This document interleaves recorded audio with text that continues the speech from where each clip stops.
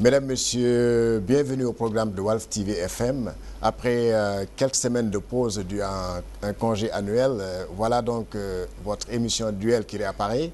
Aujourd'hui donc, nous allons refaire comme d'habitude le tour de l'actualité ayant marqué la semaine écoulée. Il s'agit notamment donc d'abord de l'article 80, ensuite on va reparler de l'article 80 avec comme prétexte l'emprisonnement de Samuel Sarr, responsable du PDS.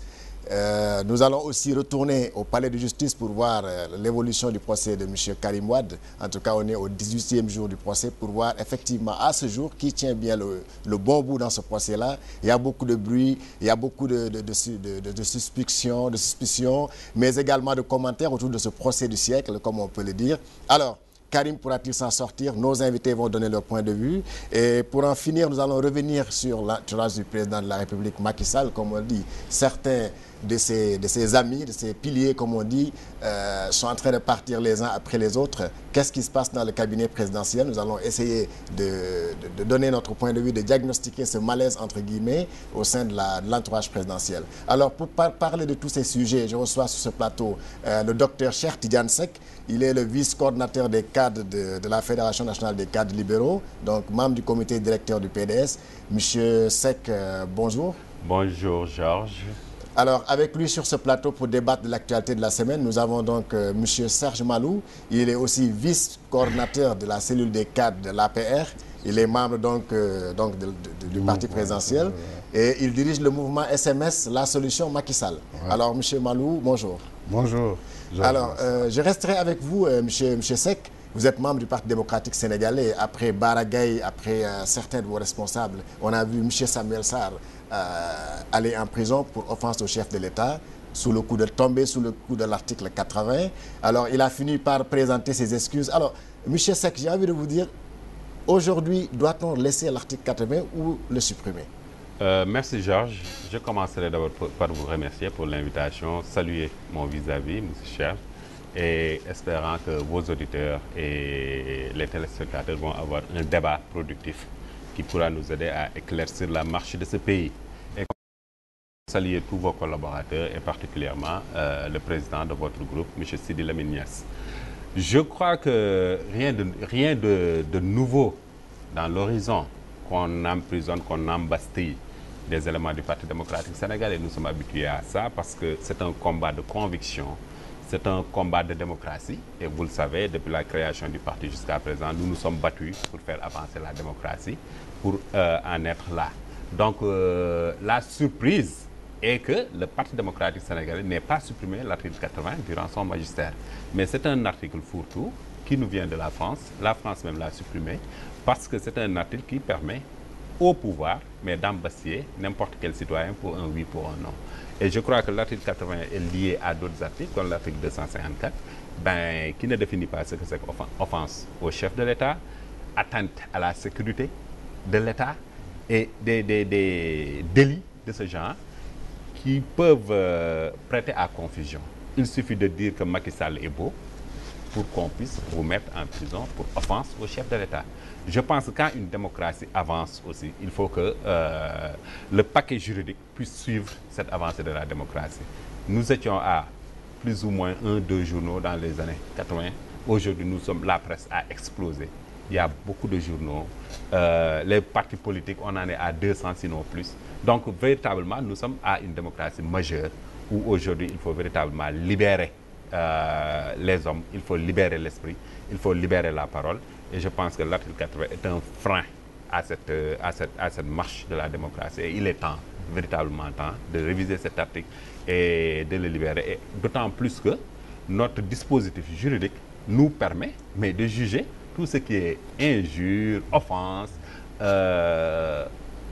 tous les délits, je veux dire, peuvent être jugés par nos cours réguliers et nos tribunaux réguliers. Donc je ne vois pas aujourd'hui l'utilité de cet article 80. Monsieur Serge Malou, vous êtes pour ou contre la suppression de cet article 80 qui est comme un épée de Damoclès sur la tête des hommes politiques, pour ne pas dire de tous les citoyens? Merci beaucoup, Georges Nessa. Permettez-moi tout d'abord de vous remercier de m'avoir invité sur ce plateau. De remercier également mon co-débatteur, Dr Seck. Par rapport à l'article 80, moi je pense, je ne suis pas du même avis que le docteur, parce que nous avons hérité, Macky a hérité de l'article 80. Et d'ailleurs, je suis surpris quand M. Seck me dit qu'il va falloir qu'on abroge cet article-là. Parce que eux, lorsqu'ils étaient au pouvoir, ils n'ont pas pu le faire. Je suis d'accord que la liberté d'expression doit être donnée à tous. Ça, c'est la chose la plus primaire dans une démocratie. Comme le dirait Voltaire, je sais que je ne suis pas d'accord avec vous, mais je me battrai pour que vous puissiez le dire. Mais, je dis, on ne peut pas les libertés individuelles, les libertés collectives, sans pour autant protéger les libertés individuelles. Je pense que l'article 80, un chef de l'État doit être protégé. Et ça, un simple individu. Mais vous croyez qu'il n'est pas assez protégé par tout cet arsenal juridique et, comme il l'a dit tout à l'heure, les cours et tribunaux qui sont là pour juger des délits qu'on commet tous les jours? Je suis d'accord que les autres délits peuvent être... Justement, le président a d'autres arsenals juridiques pour se protéger. Mais l'article 80 est là aussi pour renforcer ce dispositif-là. Et on ne peut pas encore, une fois, permettre à tout un chacun d'attaquer le président délibérément, qui est une institution. Et la sacralité, justement, de sa posture ne permet pas à tout un chacun de l'attaquer. Donc je ne vois pas, encore une fois, l'ambiguïté qu'il y a à exercer ou à laisser ici l'article 80. Pour autant, il faudrait que l'opposition, ou bien les partisans, en tout cas de l'opposition, sachent qu'ils ont affaire à un président de la République, pas à un simple individu. C'est ça. Oui, mais Serge, est-ce que vous pensez que dans le contexte actuel où on parle de transparence et de tout, de traco bien mal acquis, est-ce que les propos de M. Samuel Sarr méritaient qu'on l'envoie en prison? Les propos de Samuel Sarr sont erronés. Ces propos sont faux. C'est un faux procès. On ne peut pas attaquer une personne. Samuel Sarr ne peut pas, vous, Georges Nessa, vous attaquer comme ça.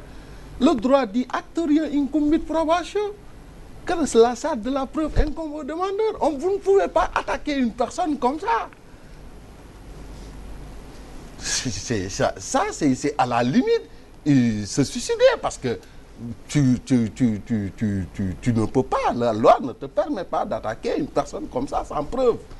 C'est ça le souci principal. À plus forte raison, au président de la République. Vous prenez un relevé de compte de je ne sais pas de quelle banque pour l'exhiber, pour dire que c'est le compte du président. Ça, c'est pas sérieux.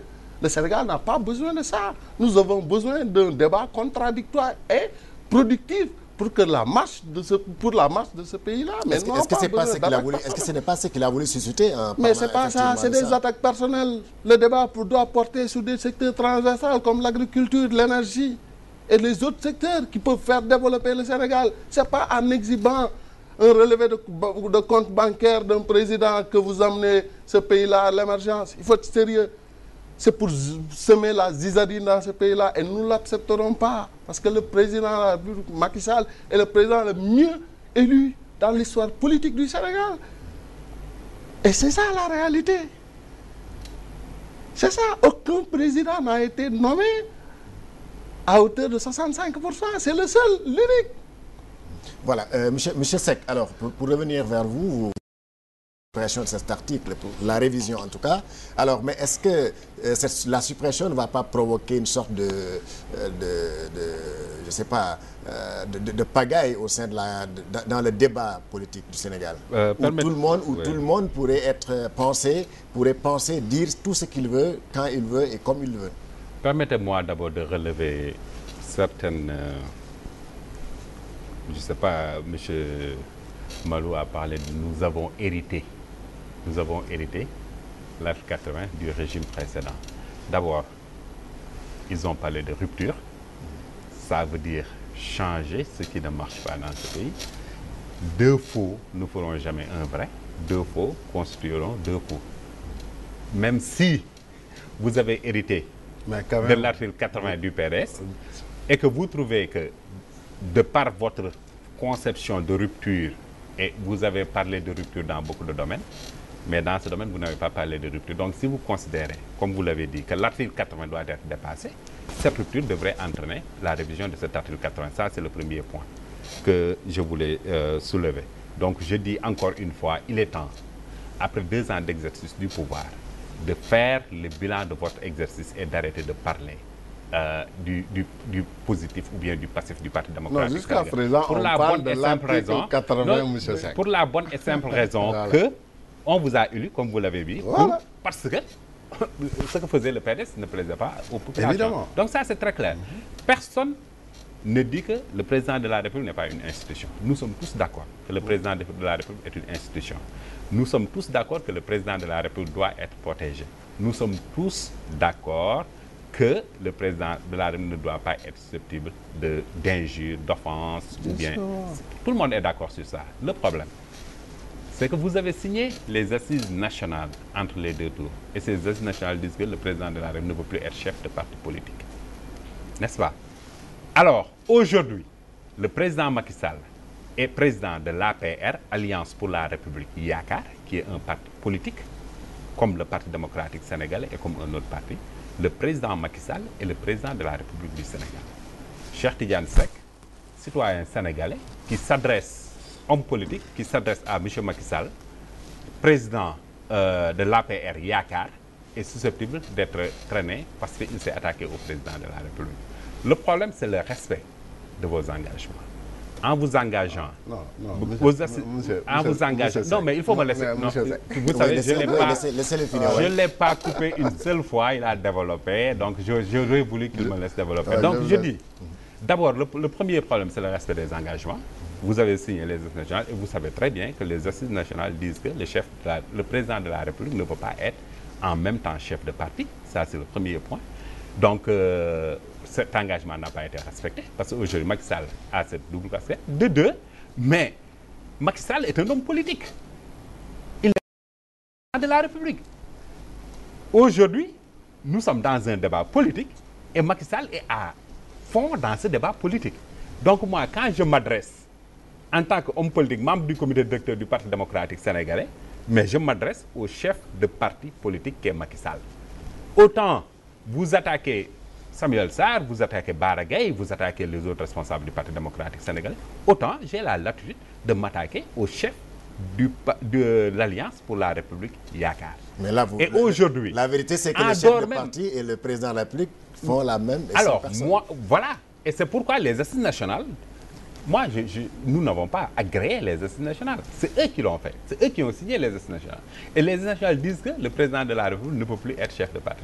Donc le problème se trouve à leur niveau et non à notre niveau. En tout état de cause, le dispositif judiciaire du Sénégal permet de juger les offenses, la diffamation, les injures, etc. etc. Et si aujourd'hui, on devrait abroger l'article 80, mais il serait bien sûr, on va mettre un autre paquet qui pourra protéger le président de la République, mais au niveau des cours de tribunaux. Ce n'est pas une porte ouverte aux dérives, comme je vous dis. Non, il n'y a pas de dérive, il n'y a pas de dérive. Là, ce qui s'est passé, c'est que... Mais on a arrêté Bara Gaye sur la base de l'article 80, on a arrêté aujourd'hui M. Samuel Sarr sur la base de l'article 80 dans une démocratie avancée. Quand un citoyen donne des informations sur n'importe quel autre citoyen, mais ce qui se passe, c'est qu'on vérifie les informations si c'est vrai ou si c'est pas vrai. Si c'est vrai, il n'y a pas de problème. Particulièrement le président de la République, l'État a les capacités aujourd'hui de démontrer que ce que M. Samuel Sarr a dit n'est pas vrai. Et on s'en arrête là. Je crois que vous suivez le débat de la France quand même. Qu'est-ce qu'on ne dit pas sur Hollande? C'est sorties nocturnes, c'est ça. Si à chaque fois qu'on disait que Hollande a fait ceci, on met ce journaliste en prison. Je pense que tous les journalistes de la France seraient en prison. Chose, hein? Ça, c'est de 2. Mais qu'est-ce qu'on n'a pas dit sur Ablaye Wade? Qu'est-ce qu'on n'a pas... On n'a pas encore dit le centième de ce qu'on a dit sur Ablaye Wade. Mais à combien de fois il a utilisé l'article 80? Monsieur Serge, si véritablement nous voulons débattre, il faudrait qu'on s'écoute.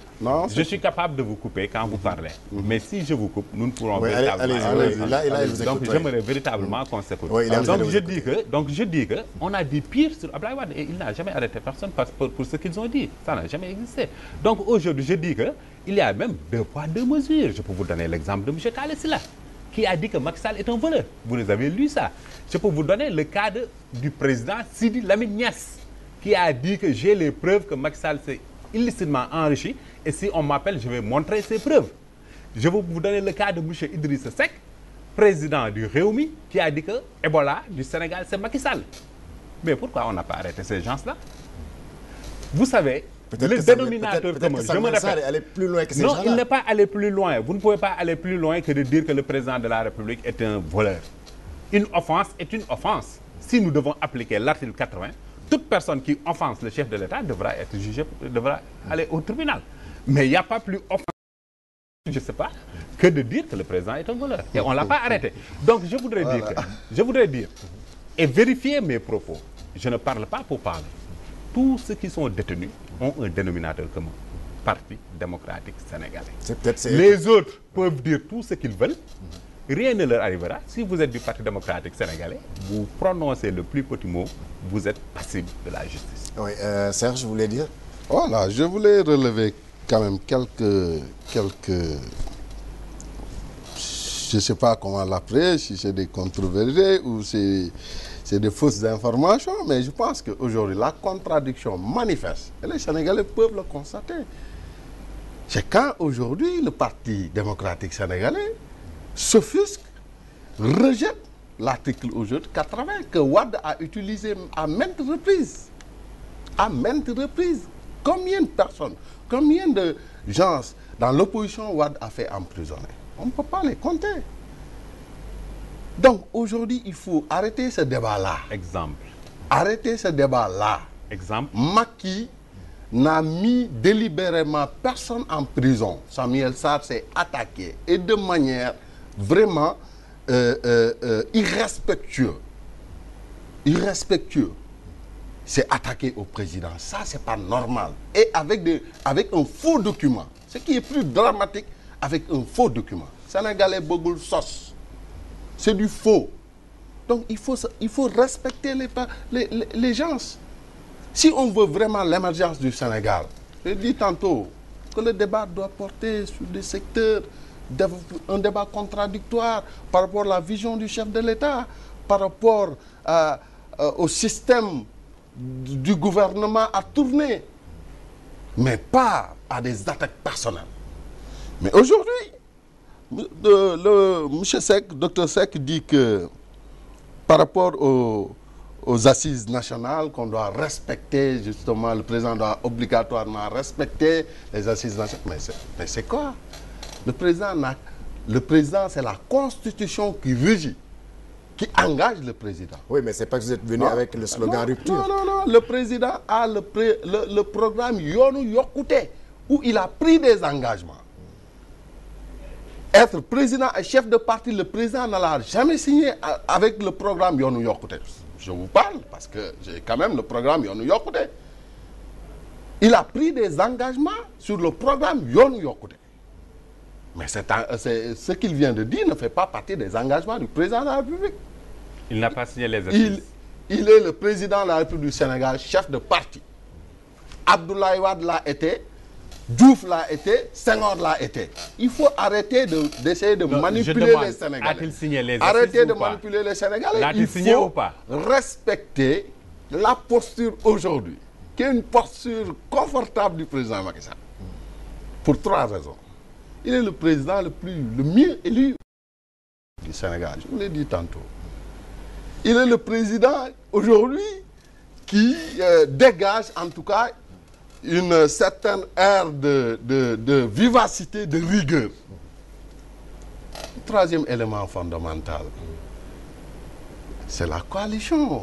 Mais est-ce que tout ce que vous êtes en train de dire là, a ses effets ou se fait ressentir sur le vécu des Sénégalais, le quotidien des Sénégalais? Le quotidien. Être président le mieux élu, dégager un air qui donne de l'assurance et tout. Voilà. Oui, et tout ça, voilà, comme vous le dites. Mais nous le constatons.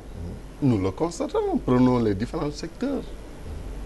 C'est une réforme. Une réforme peut prendre 2 ans, 3 ans, 4 ans, 5 ans. Mais sur l'article 80, ça devait être la rupture, comme l'a dit M. Sde. Pas fondamentalement. Pas fondamentalement. Pas fondamentalement. Parce que moi, mon point de vue, je ne suis pas d'accord pour la suppression de l'article 80. Au nom de quoi? Au nom de quoi devrons-nous supprimer l'article 80? Parce qu'on ne peut pas attaquer. Je dis, on peut protéger les libertés collectives. Mais tout en protégeant les libertés collectives, on protège les libertés individuelles. Pierre Nesta, on ne peut pas se permettre d'attaquer une personne qui a une famille moralement, qui a une vie privée. Mais ça, c'est impensable. On ne peut pas le faire dans une démocratie ou dans un pays qui marche. Maintenant que M. Samuel Sarr a présenté ses excuses, certains avocats comme Maître Alioune Badara Cissé, qui est un des vôtres, a demandé le retrait, l'arrêt de la procédure. La plus grave, c'est l'ironie du sort. C'est quoi? Vous vous attaquez à une personne comme ça, vous retournez, c'est lâche. Excusez-moi du terme. Excusez-moi du terme. Vous ne pouvez pas attaquer une personne et demain dire que je m'excuse. C'est pas sérieux. Il fallait commencer par là. Arrêter, dans ce pays-là, on doit arrêter d'insulter. On doit arrêter de dire des contre-vérités. Même si on est de l'opposition. Nous voulons, les Sénégalais ont besoin d'une opposition participative, dans une démarche inclusive, pour que le Sénégal puisse s'asseoir sur une base solide, parce que nous tous, nous sommes des Sénégalais, nous ne sommes pas des... Est-ce que les emprisonnements à l'appel ou à la semaine des responsables du Parti démocratique sénégalais participent à la formation de cette opposition responsable ou participative? Eux, ils font le guerrier. C'est ça. Un pays, on ne peut pas... Ils ont tout le temps dirigé ce pays-là, comme ça. Ils ont tout le temps dirigé ce pays comme des guerriers. Ceux qui vont en guerre, même en étant au pouvoir. C'est leur méthode, en tout cas, qui n'est pas bonne. Parce qu'un pays, on le gère par l'esprit, on le gère par une vision, articulée par des actions concrètes. Mais eux, c'est les guerriers, ils font le guerrier. Donc, et un guerrier, c'est en prison ou bien la mort. Comme il vous dit, Eric, c'est à vous de dépassionner un peu la tension politique. C'est dommage, véritablement, d'entendre certains propos. Parce que, je ne sais pas si, quand même, quand on parle de la gestion du Parti démocratique sénégalais, aussi bien dans l'opposition de 1976 à 2000, de 2000 à 2012 la gestion du pouvoir, et aujourd'hui encore dans l'opposition, je crois que dire que c'est une gestion de guerriers, bon, peut-être il voulait dire peut-être une gestion violente. Et je l'ai dit, je le répète, Macky Sall est un pur produit du Parti démocratique sénégalais. Macky Sall a échelonné au niveau du parti jusqu'à être responsable du parti, directeur de campagne du président de la République, Abdoulaye Wade. Il a été Premier ministre du président Abdoulaye Wade après plusieurs années dans l'administration. Donc, et en ce moment, je défie quiconque de me dire à quel moment Macky Sall a dénoncé la marche du système durant toute cette période. Donc, aujourd'hui, venir nous présenter comme un homme nouveau, propre et tout ça, c'est un pur produit du Parti démocratique sénégalais. Il faut que cela soit clair. Deuxième point, je lui ai demandé, et il ne peut pas me le dire, des exemples concrets de l'application de l'article 80 durant le magistère d'Abdoulaye Wade. Ça aussi, j'aurais voulu qu'il y revienne. Maintenant, je suis pour la suppression de l'article 80, c'est clair, parce que de par son histoire, c'est uniquement un article, ça nous vient de la France, c'était du temps de la royauté en France, c'était crime de lèse-majesté, c'était tout, c'est pas autre chose. C'est un roi, comme on dit, on ne doit pas lui dire quoi que ce soit. En ayant la République au niveau de la France, ils ont eu l'article 80, qui, avant, c'était défendre le roi, aujourd'hui, c'est défendre le président de la République. Et la France, encore une fois, l'a supprimé Parce qu'ils ont une batterie juridique qui leur permet de juger l'offense, l'injure, etc. Et au Sénégal aussi, véritablement, je ne vois pas l'utilité de cet article 80 parce qu'à chaque fois, y compris ce dont on accuse Samuel Sarr aujourd'hui, mais nos cours et les tribunaux peuvent très bien juger cela sans qu'il y ait article 80.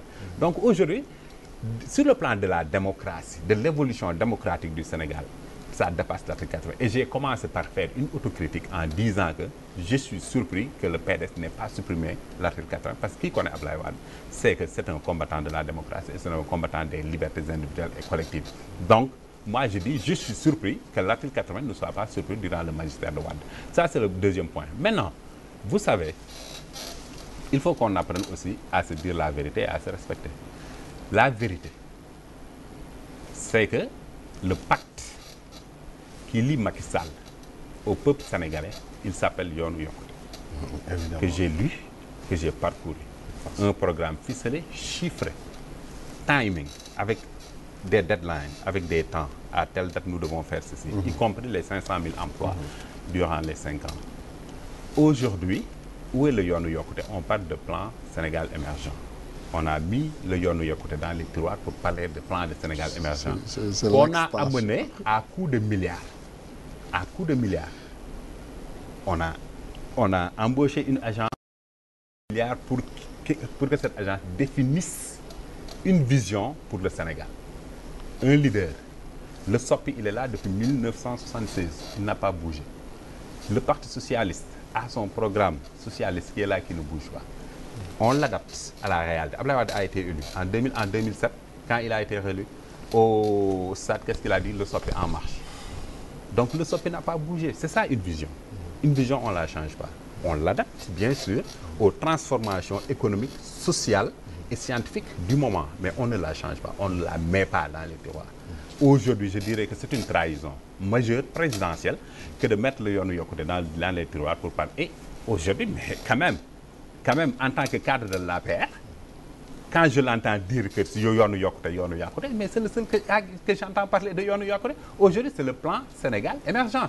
Et c'est le président de la République lui-même qui a dit que d'ici 2017 et durant les 35 ans qui vont venir, mais c'est le plan Sénégal émergent qui va gérer l'émergence du Sénégal. Et encore une fois, ce plan qui n'émerge même pas, le plan en tant que tel n'émerge même pas. On avait parlé du mois de mai, les programmes vont commencer. Non, laissez-moi terminer s'il vous plaît. Au mois de mai, les programmes allaient venir, etc., etc. Le plan Sénégal émergent, aujourd'hui, encore une fois, une question à laquelle je n'aurai pas de réponse. Concrètement, quelle est l'infrastructure sortie du plan Sénégal émergent? Le plan Sénégal émergent n'émerge pas et ne peut pas faire émerger le Sénégal. Donc c'est un problème de vision qui se pose. Et tant qu'il y aura ce problème de vision, je rebondis juste très rapidement par rapport à l'argumentaire de monsieur le docteur Seck qui dit que le programme Yoonu Yokkute n'est plus un programme valable ou valide. Je vais vous dire, le plan Sénégal émergent, c'est quoi en réalité?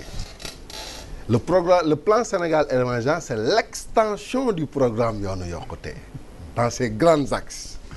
C'est ça la réalité. Si vous ne comprenez pas, donc laissez-nous au moins l'occasion ou donnez-nous l'opportunité de vous expliquer la différence qu'il y a, parce qu'il n'y en a pas entre le programme Yoonu Yokkute et le plan Sénégal émergent. C'est l'extension, parce que c'est la vision du président, c'est l'extension du programme Yoonu Yokkute, le PIC. Le deuxième élément aussi, vraiment, on parle de l'article 80. On n'a pas fini sur l'article 80. Lui, il attaque le programme, la vision du président en disant que le plan Sénégal émergent ne peut pas émerger. Mais si le plan Sénégal émerge pas, plan Sénégal émergent n'émerge pas, ça veut dire qu'il souhaite que le Sénégal soit bloqué. C'est ça la réalité. Il faut avoir un esprit de dépassement au-delà et voir l'intérêt public national. Les Sénégalais ont aujourd'hui besoin de sortir de ce gouffre-là qu'Abdoulaye nous a toujours. C'est ça la réalité. Souhaitons aux Sénégalais, vraiment, à tous les Sénégalais, y compris vous, votre famille et tout le monde, que le Sénégal Mais il a le droit de constater que le Sénégal émerge. Mais il a le droit de dire que je constate que les choses ne marchent pas. Non, il dit que ça ne peut pas émerger. Ce qui est dangereux d'ailleurs. C'est son point de vue. Moi, je pense que le plan Sénégal émergent, on doit souhaiter que le plan Sénégal émerge pour le bonheur d'un Sénégal qui gagne. Voilà, nous allons profiter. Juste une précision, je dis, et je répète et je maintiens, j'ai dit que le Yoonu Yokkute au tiroir, aujourd'hui c'est le plan Sénégal émergent qui est le programme économique, le programme politique et le programme social du président Macky Sall pour développer le Sénégal. Donc le Yoonu Yokkute n'est plus là, premier point que je précise. Deuxième point, je dis que le plan Sénégal émergent n'émerge pas pour pouvoir faire émerger le Sénégal. Voilà, de toute façon, comme disent